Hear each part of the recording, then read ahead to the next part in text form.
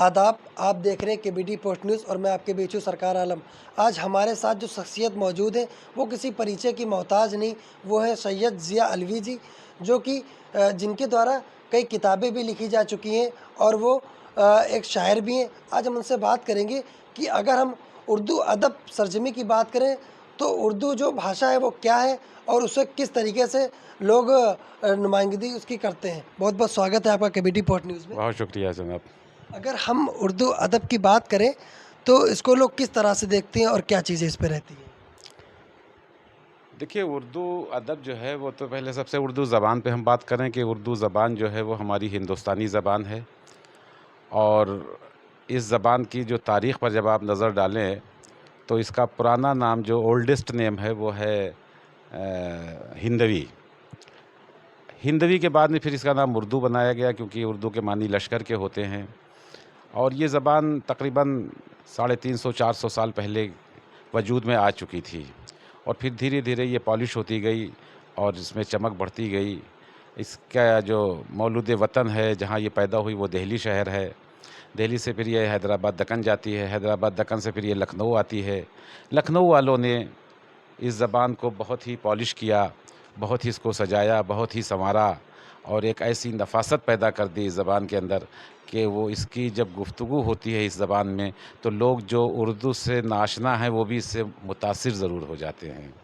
آپ ایک شاعر ہیں اور آپ کے شاگرد بھی بہت سے ہیں، تو ان چیزوں پہ کیا کہیں گے؟ شعر و شاعری کی اگر ہم انڈسٹری کی بات کریں۔ دیکھیے، شاعری آج کے دور میں جو ہے وہ بہت اپنے عروج پر پہنچ رہی ہے، اور ایک سے ایک لوگ آ رہے ہیں، اچھی شاعری کر رہے ہیں۔ کچھ ایسے بھی ہیں جو بہرحال اپنا شوق اور اپنے ذوق کی تکمیل کرتے ہیں، لیکن کچھ نام ایسے ضرور اس وقت ہندوستان کے افق پر ابھرے ہیں جن کی شاعری بہت ہی اچھی ہے۔ اور جیسا کہ میں نے بتایا کہ یہ زبان کسی قوم کی نہیں ہے، یہ ہندوستانی زبان ہے۔ اس میں سبھی لوگ آ رہے ہیں، ہر مذہب کے لوگ آ رہے ہیں، اور اچھی اچھی شاعری کر رہے ہیں۔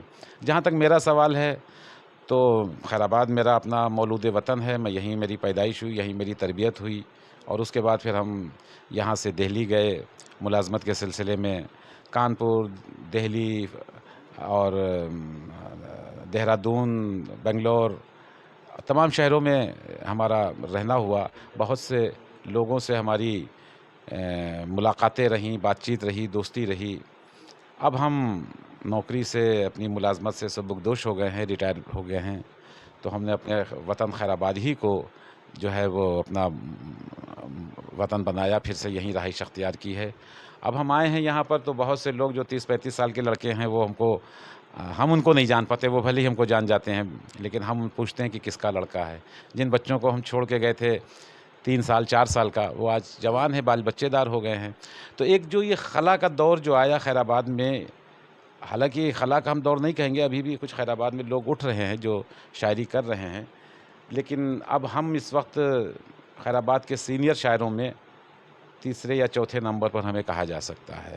اگر ہم شعر و شاعری کی بات کریں تو آپ کے دوارا ابھی تک کس بڑے منچ کو ساجھا کیا جا چکا اور وہ کہاں پہ وہ منچ رہا ہے آپ کے ساتھ؟ نہیں، ہم نے تو منچ، ایک تو ہم مشاعروں سے بہت دور رہتے ہیں۔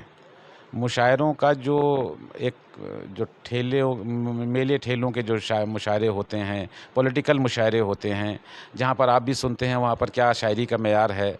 ہاں، اگر کوئی اچھی محفلیں ہوتی ہیں، ہمارے دوست ہیں مظفر علی صاحب جو فلم ڈائریکٹر بھی ہیں، ان کے ساتھ ہم نے سب سے پہلے صوفیانہ مشاعروں کی داغ بل ڈالی، اور وہ صوفیانہ مشاعرے دہلی میں، لکھنؤ میں اور شہروں میں بھی ہوئے۔ اب تو لوگ صوفیانہ مشاعرے کرنے لگے ہیں، کیونکہ مظفر صاحب کو ہم نے یہ ایک آئیڈیا دیا تھا کہ اب آپ صوفیانہ مشاعرہ کیجئے، تو یہاں لکھنؤ میں کے بارادری پیلیس میں 2-3 مشاعرے ہوئے، دہلی میں ہوئے، بامبے میں ہوئے۔ ایک ہماری دوست ہیں کویتا سیٹھ، جو بہت ہی اچھی اس وقت سنگر ہیں، فیفا ایوارڈڈ ہیں، اور انہوں نے ایک صوفیانہ مشاعرہ کرایا وہاں بامبے اندھیری میں، اس کو بھی ہم ہی نے آرگنائز بھی کیا اور مینیج بھی کیا، اور بہت بڑا مشاعرہ وہ ہوا تھا۔ کویتا جی نے ہمارے بہت سا کلام گائے ہیں، ابھی لیٹسٹ انہوں نے ہمارے کلام کا ایک البم گایا ہے جو ریلیز کیا ہے اس نے ٹی سیریز نے، میرے صنم کے خواب۔ آپ دیکھیں گے یوٹیوب پہ تو صرف 3 دن میں تقریباً 25 لاکھ اس کے ویورز تھے، اور وہ بہت ہی اچھا اس کو فلمایا بھی ہے، اور اس میں بہرحال جو میری شاعری ہے اس کو بھی لوگوں نے بہت اپریشیٹ کیا ہے، بہت سراہا ہے۔ آپ کے دوارا کئی کتابیں بھی لکھی گئی ہیں، تو ان کو لے کر آپ کی کون کون سی وہ کتابیں اور کیا چیزیں اس میں درسائی گئی ہیں؟ دیکھیے، میری شاعری کا جو بیس رہتا ہے وہ ہمیشہ صوفیزم رہتا ہے، کیونکہ ہم اسی ماحول میں پیدا ہوئے، تصوف میں۔ اب سامنے آستانہ ہے مخدوم، بڑے مخدوم صاحب کا، مخدوم شیخ سعد الدین قدس العزیز کا۔ ان کی تعلیمات کی جو کتابیں پڑھی ہم نے، اس پر ہم نے کام کیا کہ ان کی سوانح کو ہم نے مرتب کیا اپنے پیر و مرشد حضرت شاہ سجاد حسین علیہ رحمہ کی، جو یہاں کے صاحب سجادہ تھے، جو 80 سال انہوں نے سجادگی کی، ان کی ہم نے سوانح حیات مرتب کی۔ مخدوم صاحب کی ایک کتاب کا انتخاب ہے فوائد سعدیہ، جو کسی زمانے میں منشی نول کشور نے چھاپا تھا، اس کے بعد پھر ہم نے اس کو اثر نو چھاپا، وہ کتاب ایک پہنچی ہم یہاں تک۔ اور اس کے علاوہ ہمارے 2 شعری مجموعے بھی ہیں، اور ابھی 2-3 ہمارے انڈر پروسیس ہیں جو زیر طبع ہیں، ان کو بھی منظر عام پر لانے کی کوشش کریں گے ہم۔ مخدوم صاحب کی جو ہم نے سوانح حیات ذکر سعد کے نام سے لکھی، وہ 550 سال میں وہ پہلا کام تھا جو ہندی اور اردو دونوں رسم الخط میں، دونوں اسکرپٹس میں ہم نے اس کو لکھا، تاکہ جو اردو لوگ نہیں پڑھ پاتے ہیں وہ بھی ان کی حالات اور ان کی زندگی سے روشناس ہو سکیں اور سمجھ سکیں کہ وہ کیا ذات تھی۔ اگر ہم خیرآباد قصبے کی بات کریں تو آپ نگر واسیوں کو اپنی شعر و شاعری اور کتابوں کے ذریعے سے کیا سندیش دینا چاہیں گے؟ دیکھیے، خیرآباد اردو ادب میں، اگر خیرآباد کی آپ پہچان دیکھیں ہندوستان میں یا بیرون ہندوستان میں، ایبراڈ میں بھی، خیرآباد 3 میدانوں سے پہچانا جاتا ہے، 3 فیلڈس ایسی ہیں جس میں خیرآباد کا ایک نمایاں مقام ہے۔ سب سے پہلے تو تصوف اور معرفت، یعنی اسپریچولیٹی، ادھیاتم۔ اس کے بعد دوسری چیز آتی ہے یہاں کی شعر و شاعری، یہاں کا ادب، اور تیسری چیز آتی ہے یہاں کی آزادی کا جذبہ، جو فریڈم فائٹنگ یہاں پر ہوئے، جو مولانا فضل حق خیرآبادی جیسا فریڈم فائٹر یہاں پر ہوا، جو ہندوستان کی آزادی کا وہ پہلا فریڈم فائٹر تھا جس نے انگریزوں سے مخالفت کر لی۔ ایک تو یہ 3 میدان ایسے ہیں جس کی وجہ سے خیرآباد کی شناخت اور خیرآباد کی پہچان ہے۔ اب یہاں پر جتنے بڑے بڑے شعراء ہوئے جن کے نام ہو گئے، ایک چیز تو یہ ہے کہ کسی کو نام کا شہرت ہو جانا، اور ایک چیز یہ ہوتی ہے کہ کوئی بہت بڑا استاد ہے، بہت اچھی شاعری کرتا ہے، لیکن اس کا نام نہیں ہوا، اس کے حالات ایسے ہوئے، وہ باہر نہیں نکل پایا۔ جو لوگ مشہور ہوئے وہ ان میں سب سے بڑا نام جو ہے وہ مستر خیرآبادی کا ہے، اس کے بعد ریاض خیرآبادی کا ہے۔ مستر صاحب کی جو اولاد ہوئی وہ آج ہندوستان نہیں بلکہ بیرون ہندوستان میں بھی آباد ہے، اور سب اب ادب سے وابستہ لوگ ہیں۔ ہمارے ہم نامی، ہمارے دوست ہیں جو کہ مستر صاحب کے پوتے ہیں، سید ضیاء رضوی صاحب جو اٹلانٹا امریکہ میں رہتے ہیں، ان سے میرے روابط ہیں، ان کے یہاں بھی شاعری ہوتی ہے، ان کی بہنیں بھی شاعری کرتی ہیں، اور ان کے والد اور ان کے دادا بھی شاعری کا ایک پورا سلسلہ اس خاندان میں رہا ہے۔ مستر خیرآبادی کی والدہ ہرما خیرآبادی بہت بڑی شاعرہ ہوئی ہیں، بہت بڑی شاعرہ ہوئی ہیں، اور خود علامہ فضل حق خیرآبادی جو ہرما خیرآبادی کے والد ہیں، وہ خود عربی کے صاحب دیوان شاعر بھی ہیں۔ جہاں وہ ایک طرف فریڈم فائٹر ہیں، ایک طرف عالم ہیں، ایک طرف دوسری طرف وہ ایک عربی کے بہت بڑے شاعر بھی ہیں، صاحب دیوان شاعر ہیں۔ اور اس کے بعد ریاض خیرآبادی ہیں، پھر اور اساتذہ آتے ہیں، وسیم خیرآبادی ہیں، حضرت عصیم خیرآبادی ہیں، اور ہمارے استاد حضرت جنبش خیرآبادی ہیں، میرے والد حضرت مبین الوی صاحب ہیں، اور کئی نام یہاں پر ایسے ہیں جو افق پر ایک آفتاب کی طرح چمکے۔ اور لیکن افسوس یہ ہوتا ہے کہ خیرآباد چونکہ ایک چھوٹی بستی ہے، اور ہم خیرآباد کے لوگ کوئی ان پر کام نہیں کر پاتے ہیں، کیونکہ کوئی بھی جب آپ کام کرتے ہیں، ایک سیمینار آپ کرائیں، ایک مشاعرہ کرائیں، ان کے نام پر کوئی کتاب نکالیں، یا کوئی ان کے نام پر کوئی بھی کام کریں، ان کے نام کو زندہ و جاوید رکھنے کے لیے ادبی حلقے سے الگ، ادبی لوگ تو سب جانتے ہیں، دنیا میں جہاں جو رہتا ہے وہ مستر کو بھی جانتا ہے، وہ ریاض کو بھی جانتا ہے، لیکن جو لوگ ادبی حلقے کے نہیں ہیں ان سے پہچانوانے کے لیے، ان کو بتانے کے لیے ہمیں کسی نہ کسی پروگرام کی ضرورت پڑتی ہے، وہ پروگرام یہاں ہو نہیں پاتے ہیں۔ خیرآباد قصبہ ہندو مسلم ایکتا کے پرتیک کے نام سے سنکیت دیتا ہے، کیا کہیں گے اس پہ؟ دیکھیے، خیرآباد قصبہ جو ہے یہ ہندو مسلم جو ایکتا ہے، یہ تو ہو ہی نہیں سکتا ہے کہ آدمی جہاں پہ رہتا ہے وہ ان کے ساتھ میں مل کے نہ رہے۔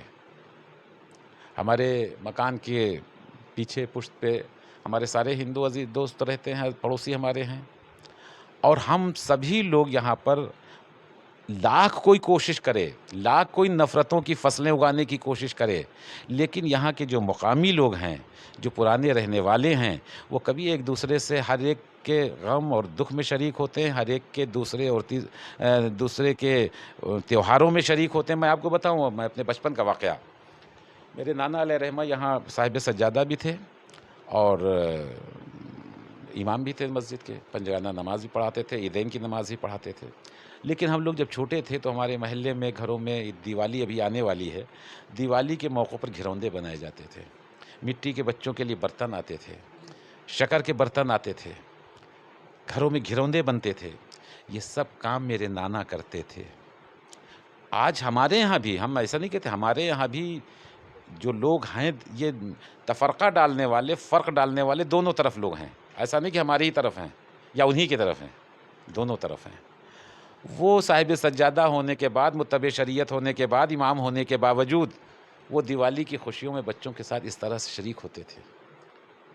تو ہمارے جو ہمارا کلچر ہے وہ متحد کلچر ہے، وہ ایکتا کا کلچر ہے، اس میں یونٹی ہے۔ اس سے لوگ محبت کرنے والے، اور میں سمجھتا ہوں میرے قصبے میں زیادہ تر لوگ محبت ہی کرنے والے ہیں ایک دوسرے سے۔